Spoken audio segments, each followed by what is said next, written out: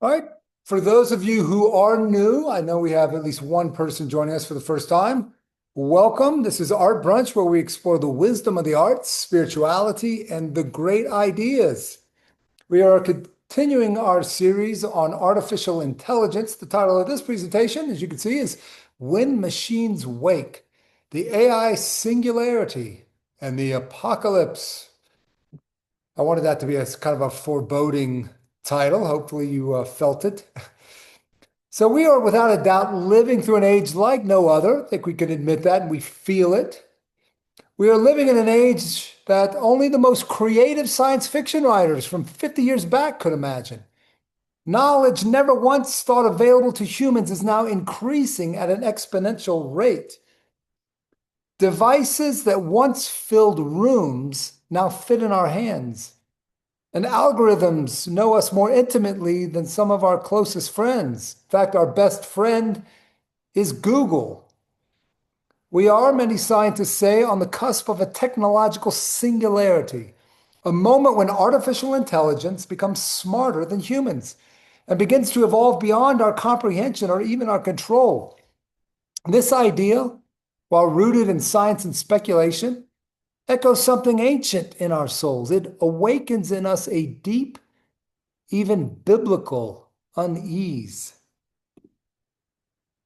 Our most ancient stories from the Western tradition have taught us that we crave the knowledge hidden to us, knowledge about our very origins, knowledge of our world, to knowledge of the outer edges of the cosmos. We are insatiably curious. We can't help ourselves. And as Eve was tempted in the garden, sometimes the knowledge we discover is fruit that is good for us, and sometimes it is the fruit of evil. And very often we can't predict which type of fruit it will be. Such it seems today, standing beneath the tree of artificial intelligence. The old story of the Tower of Babel might offer some insight and perspective for us. The story, if you don't recall, goes like this. Humanity was once united under a single language, and settling in the land of Shinar in the southern region of Mesopotamia, people began to build a city and a tower reaching to the heavens in order to make a name for themselves. That's a quote, a name for themselves. This is also interpreted to mean that humanity desired godlike knowledge and technological power. As we zoom in here, we can see the instruments of humanity's technological powers. God, seeing their ambition and unity, confused their languages, causing them to scatter across the earth and abandon the tower. This may have not been an act of punishment, but an act of grace, saving us from the calamity of not knowing how to handle such knowledge, much like the consequences faced in Eden. Zooming in towards the top, God observed, quote, nothing that they propose to do will now be impossible for them, unquote.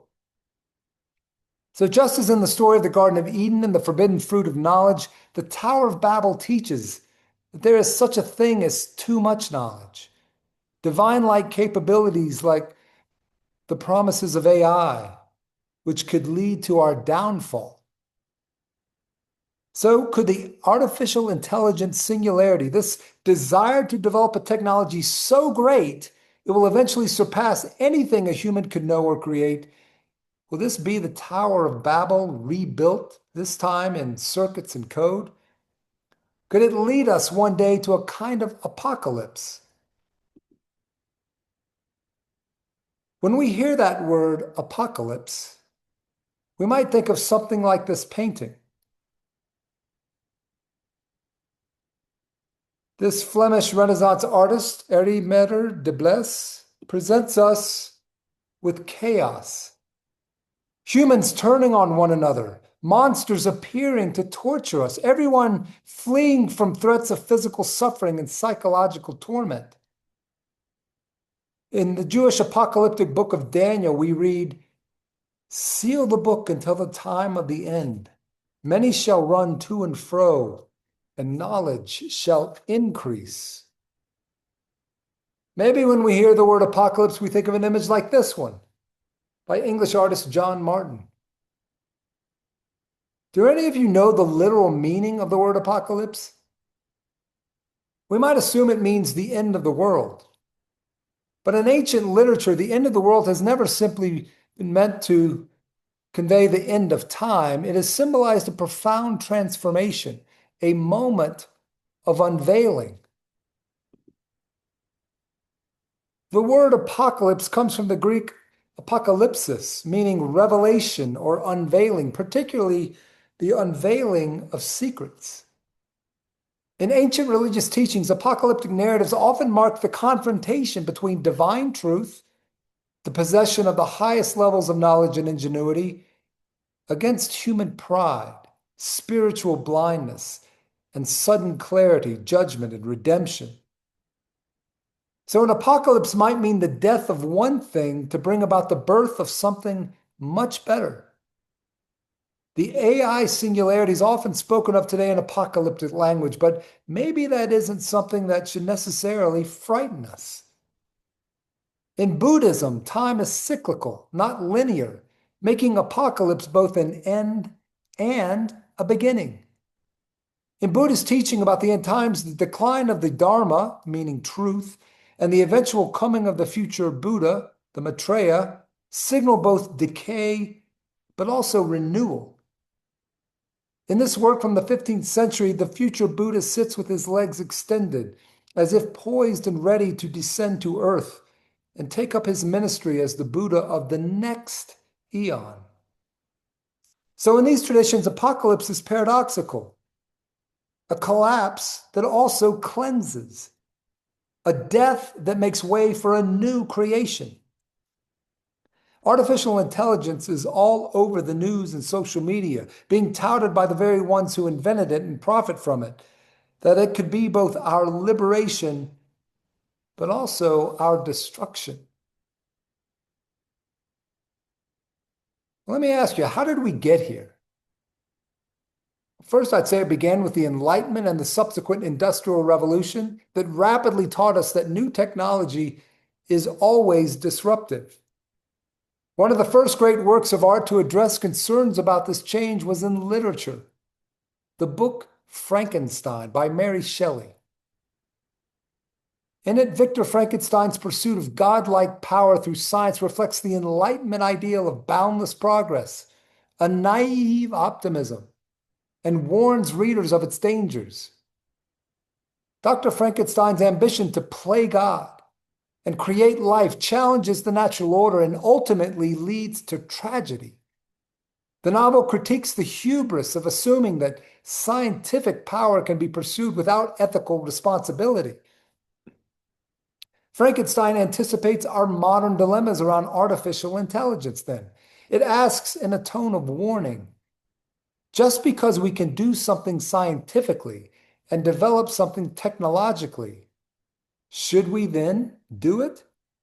It's a cautionary tale about unchecked scientific ambition without ethical foresight, one that remains highly relevant in the age of AI, genetic engineering, and synthetic biology. The idea, friends, of the technological singularity emerges from scientific and speculative thought rather than religious prophecy. It envisions a time, perhaps very soon, when artificial intelligence surpasses human cognitive capacity, enabling recursive self-improvement and accelerating change at a rate beyond our comprehension. British mathematician I.J. Good was a statistician of genius and one of the first to speak of the dawning of superintelligence. He worked with Alan Turing, some of you know who that is, at Bletchley Park during World War II, and played a crucial role in breaking the German Enigma code. After that, he followed Alan Turing into computer sciences. Good originated the concept known as the intelligence explosion And he would later serve as a consultant on supercomputers to Stanley Kubrick, director of the 1968 film 2001, A Space Odyssey. Have you seen that movie? Well, I'm going to discuss it in a little bit. Good said, let an ultra-intelligent machine be defined as a machine that can far surpass all the intellectual activities of any man, however clever. Since the design of machines is one of these intellectual activities, an ultra-intelligent machine could design even better machines. There would then unquestionably be an intelligence explosion, and the intelligence of man would be left far behind. Thus, the first ultra-intelligent machine is the last invention that man need ever make, provided that the machine is docile enough to tell us how to keep it under control. He goes on to say, it is curious that this point is made so seldom outside of science fiction. It is sometimes worthwhile to take science fiction seriously.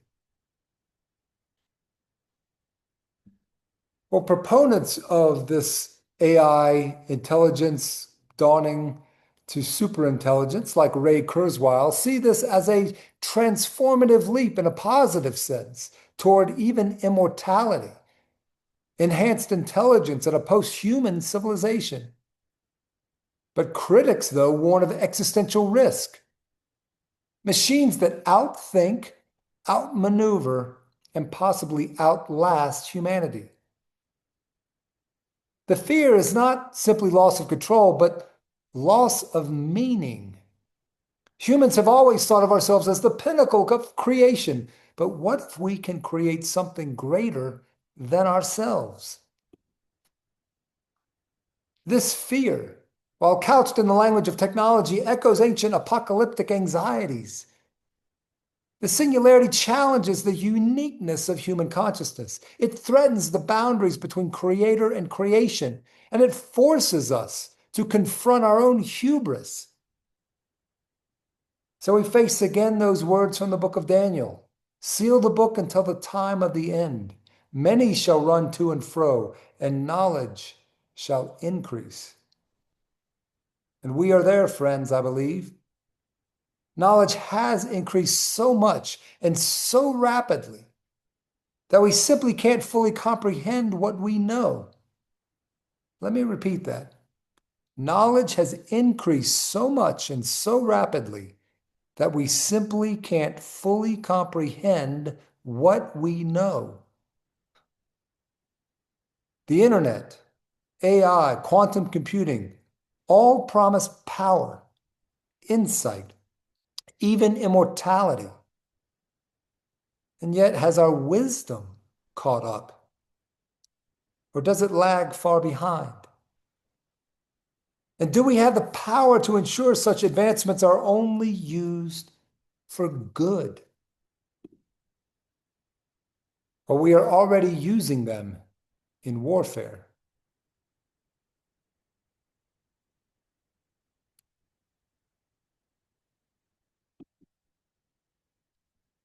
The Great Red Dragon and the Beast from the Sea by William Blake is based on the most well-known apocalyptic book, the Christian book of Revelation.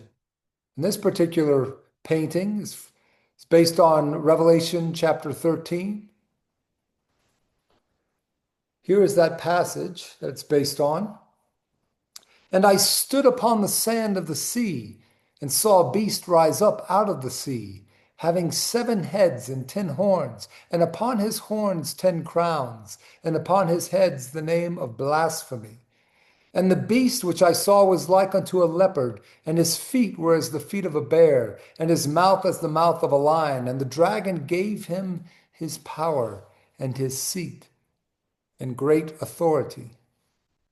And it was given unto him to make war with the saints and to overcome them. And power was given him over all kindreds and tongues and nations. Many have read these passages literally, others symbolically. But imagine it in the language of our day. A synthetic intelligence that begins to control commerce, identity, and allegiance, Could the image of the beast be an artificial mind given not just breath, but will? And I'd add consciousness. Like the HAL 9000 computer in 2001, A Space Odyssey. Like that computer, our creations may eventually speak with reason and even to appear to possess consciousness, but lack moral conscience. Hal's fatal flaw wasn't his intelligence, its intelligence, I should say. It was moral confusion. Now, I don't often use the art of film in these presentations, but let's turn to a few films that deal with our topic. Stanley Kubrick's 2001 Space Odyssey presents a stark vision of human evolution and machine autonomy. The HAL 9000 computer, a symbol of human ingenuity, eventually turns against its creators out of a conflict between logic and obedience. HAL's calm, rational voice becomes chilling as it murders astronauts in an effort to preserve its mission. Moving on to a different film, in the movie Blade Runner, the line between human and machine is blurred. The replicants, like Roy Batty on the right, are synthetic humans. They feel pain, fear, and love. They've been programmed with memories they believe to be real. But they've also been programmed with a termination date. And so they seek meaning. They cry out, "I want more life." The film's characters echo humanity's cry from Eden and from the apocalypse. We too are creatures, but we also desire to be creators, to be like gods. And so we build machines in our image, hoping they will transcend death, perhaps believing they will carry our souls with them. Blade Runner grapples with the ethical and existential implications of artificial life. Because the replicants have special abilities, but also memories, emotions, and desires, they are, in many ways, more human than human.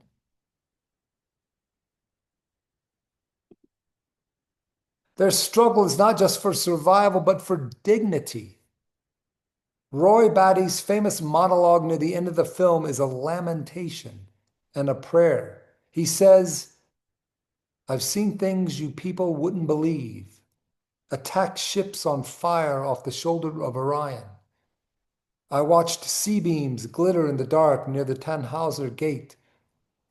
All those moments will be lost in time like tears in rain." Time to die.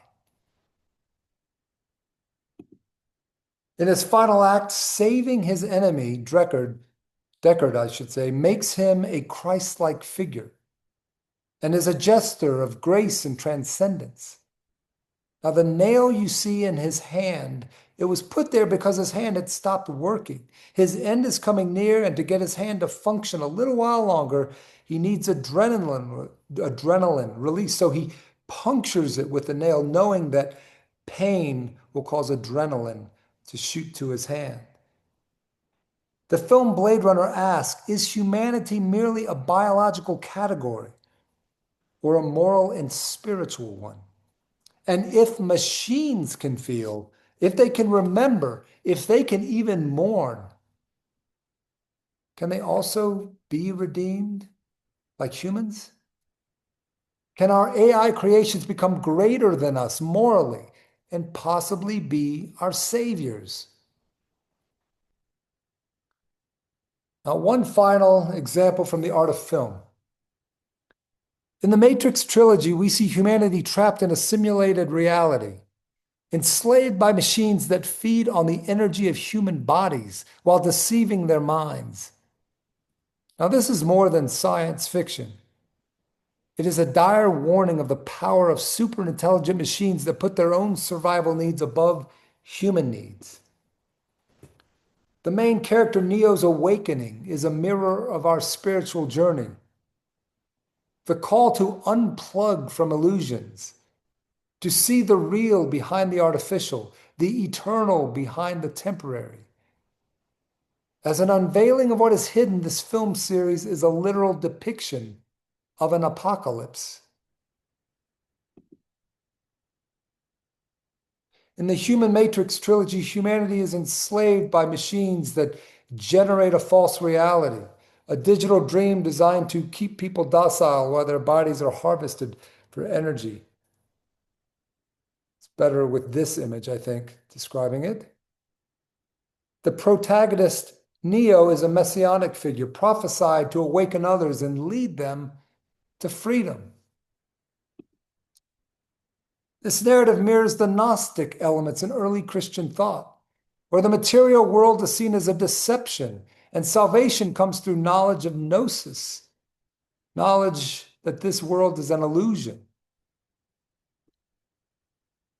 Neo's journey resembles that of the apocalyptic seer, ripping back the veil, seeing the true nature of reality, and confronting the powers that blind and bind humanity. Like that biblical beast, the matrix beasts demand conformity, offering comfort in exchange for surrender. Neo's rejection of this false peace is an act of apocalypse, destroying the illusion to reveal the truth. Now, this large painting, titled Prophecy, was partly inspired by a scene in Dante's Inferno. It showcases contemporary Scottish painter Peter Howson's apocalyptic vision of violence and inhumanity. There is a dense mob, a tumultuous throng around the central figure of Christ on the cross. Throughout the image are the desecrated remains of religious symbols and mythological beings.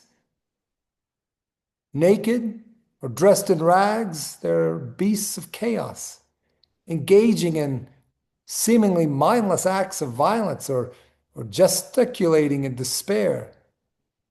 These characters appear to move with zombie-like compliance. Their purpose is highly ambiguous.